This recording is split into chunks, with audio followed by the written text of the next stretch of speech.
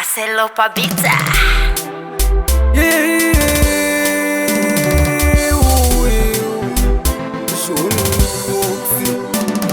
Matimoni angori bgai bgai kubakatodzima sechitaitai mweya yetsinza ingori boy boy kundiona sechidzoi kutsinza kwedu hakuna budirira tichimozitirilosi kutsinza kwedu hakuna budirira tichimozitirilosi ini losi mukoma losi amai tichimozitirilosi ini losi mukoma losi amai tichimozitirilosi ameno mhepo dzavakatitumira kuti tigare tiri vekukumbira mweya yemadzinza inotisungira nyangwe vafundisi vanozvishumira ona misodzi yangu kuti chururu ndopa vanobva varidza mupururu kungondiona zvangu ndiri sururu kondidyira bhonzo kunga chigunduru kutsinza kwedu hakuna budirira.